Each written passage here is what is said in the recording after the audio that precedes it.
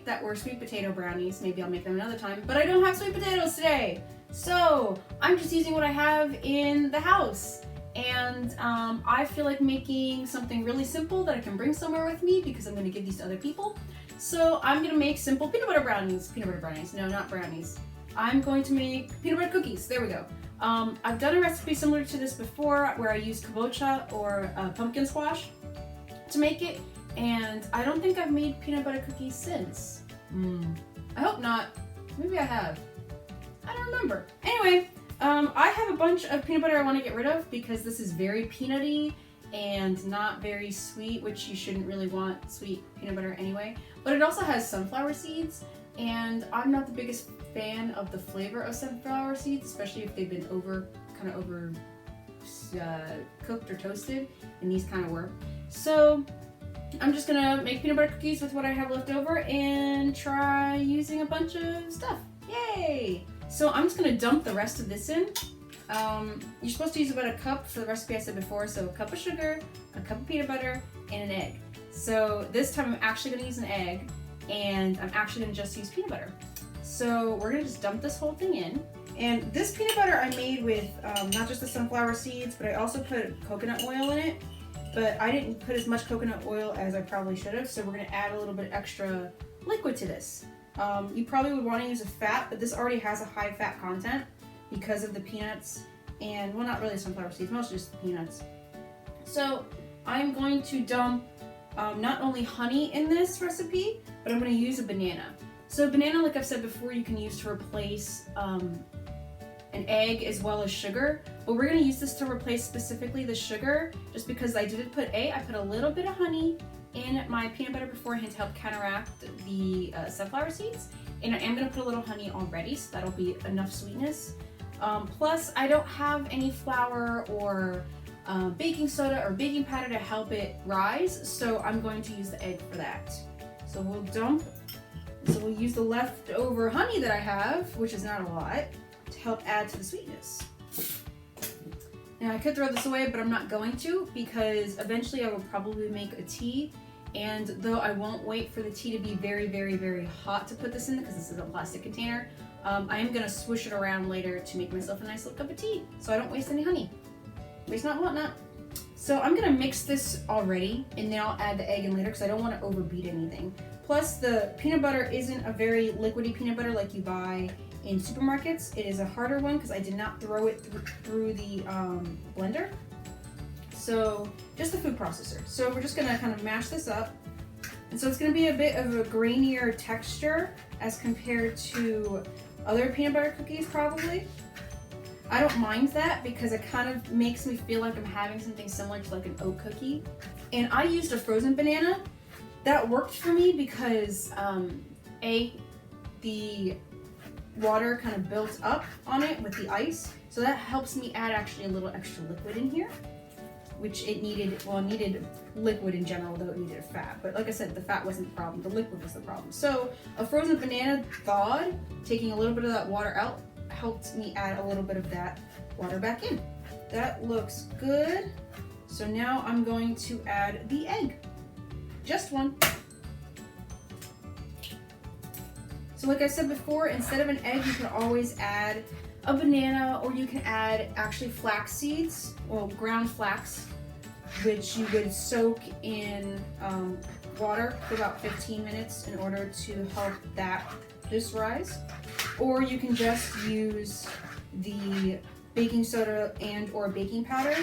Baking soda you would obviously use because it's a basic product. You would mix that with the some sort of acid, so a lemon juice, which you wouldn't use here, or you can use apple cider vinegar, which may be okay with this.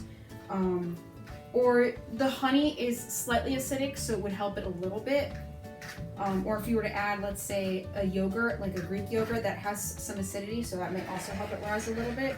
And that would also have give it a little bit of a sour, I would say, taste, that if you were to put something like a cocoa powder in it, which is also acidic, if you have a natural cocoa powder, then that would also help it to be what you want it to be and rise. So now I'm gonna put this, well, I guess I could put this in the freezer for a little while. Normally I would put it in the refrigerator, but I want this done sooner. So I'm gonna wrap this up, put this in the freezer just to let it harden up a little bit so I can spoon it. So this will go in the freezer for I'd say about 5-10 minutes. Yeah. Alright, it is definitely made of sterner stuff now, our dough, but it's not as tough as I would like it. So we're just gonna do drop cookies. Normally we would roll them, but these are probably gonna get slightly lacy, i.e. they're gonna be real thin. But yeah, we're just gonna drop them and see how it goes. And I'm trying to give them at least 1 to 2 inches in space, just because I know that they're gonna kind of, you know, spread themselves out a little bit. I already sprayed the baking pan as well. With these, normally with peanut butter cookies, you don't necessarily have to worry about that. But like I said, this doesn't have as much oil in the peanut butter as it normally does. So I don't want to take that chance for it to stick too much. But now I'm going to add a little something to it. I decided that it probably wasn't going to be sweet enough for people I'm going to give it to. So I'm going to put candies on it. I'm using a candy that already has peanuts in it, so then it, you know, complements the flavor. So I'm just going to stick them in the middle. And these are probably going to go in the oven, I'd say, for about 10 to 12 minutes. Yeah, that'll work. And then, yeah, we'll put the next batches in. So that's 2 batches in there right now. I'm probably going to switch them out at the 5 to 6 minute mark, so then they both get evenly distributed heat since one is on top of the other one. So I have those going, and then I'll only have 1 extra cookie that'll be for me. And then yay, deliciousness. Alright, so we have delicious cookies, and let's see how we like them.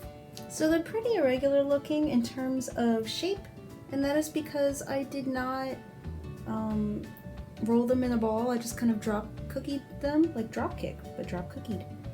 But it looks like the insides melted from the candy bars really well, so looks delicious to me. So I'm gonna take the tiniest one, because, you know, I'm not gonna be a pig about it. I'll take the tiny. Andrea isn't as cooked as for some as compared to others, because you can see little burny, well, not burning things, but overcooked, not overcooked, but looks good. Okay. Let's try this out.